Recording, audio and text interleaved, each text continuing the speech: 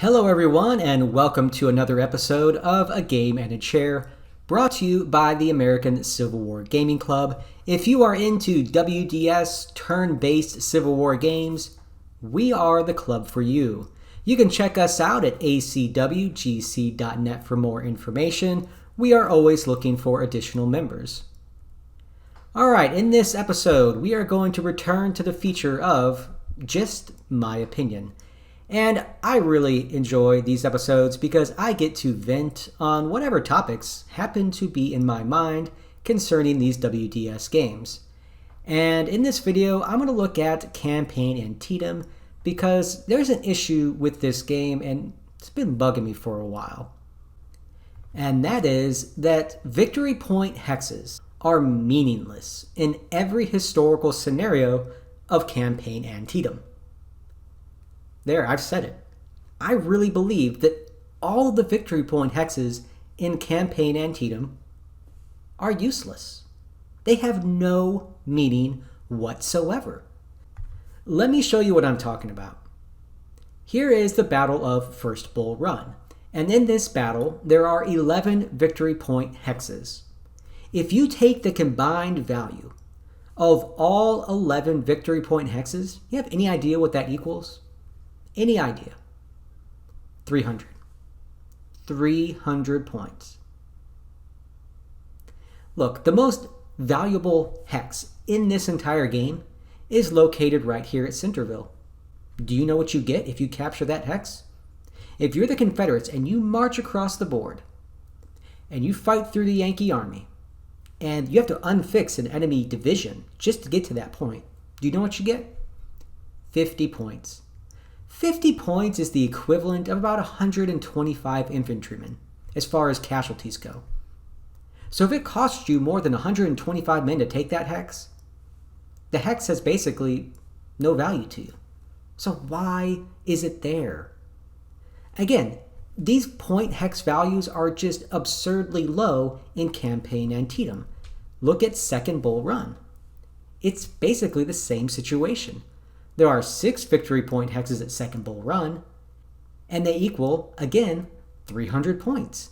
Each of the 6 is worth 50 points. Who cares?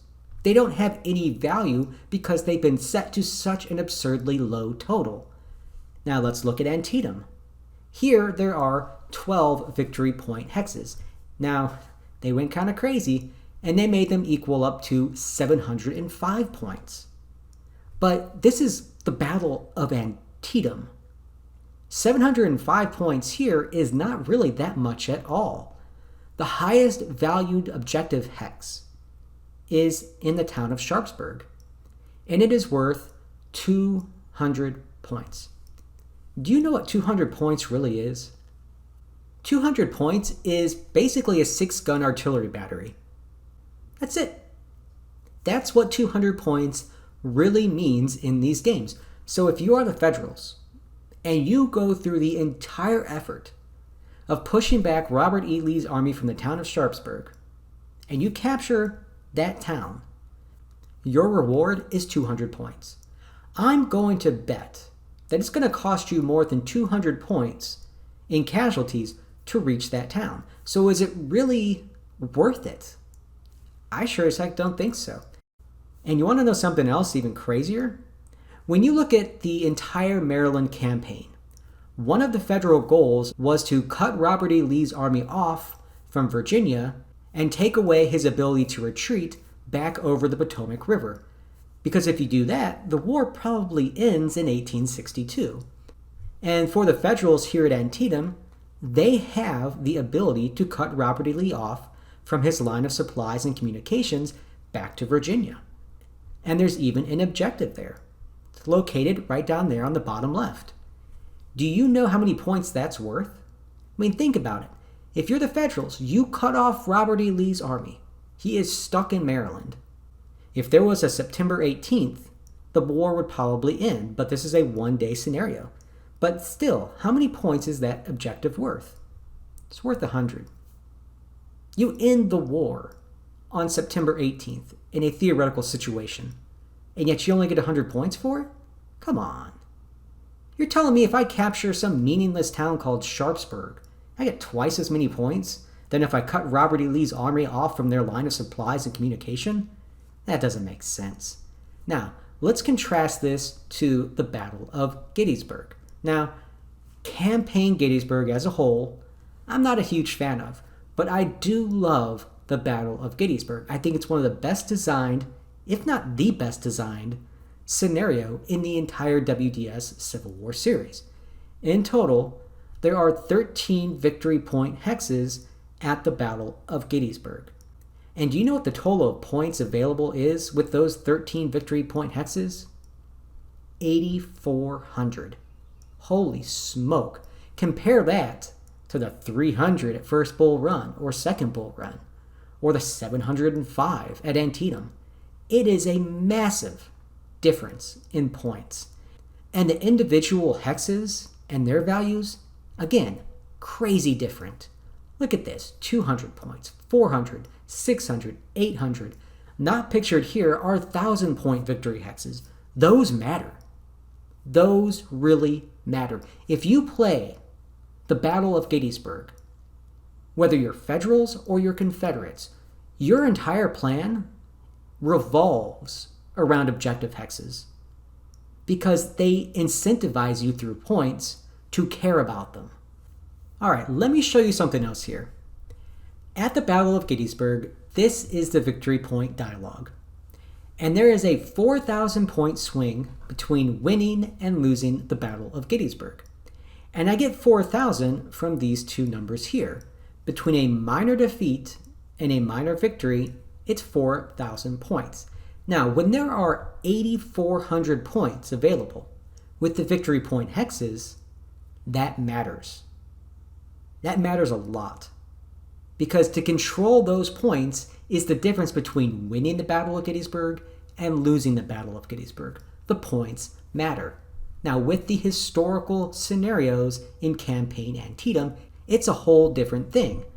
Taking First Bull Run, the difference between winning and losing is 1,000 points. And the victory point hexes are 300. Who cares? It's not going to be the difference between winning and losing. They just don't matter at First Bull Run. And with Second Bull Run, it's even less meaningful because there's a 1,200 point swing between winning and losing. So those 300 points from the victory hexes at Second Bull Run, that makes them even less meaningful, right? Who cares? In historical Antietam, the point swing is 1,300. Now, there are 705 points available, so you might be thinking, well, maybe those matter. Maybe those can swing the battle one way or the other. Let me put it to you like this. If you're the Confederates at the Battle of Antietam, you can literally retreat into the corner of the board and do absolutely nothing. And if the Federals choose not to attack you, that's fine. They can take every single objective hex on the board. They can cut you off from Virginia. They can take the town of Sharpsburg. They can take the Eastwoods. They can take every objective. And they're going to get 705 points. You know what that is? It's called a draw. What have they accomplished? Nothing. Because the points give the Confederates no reason to even defend those objectives.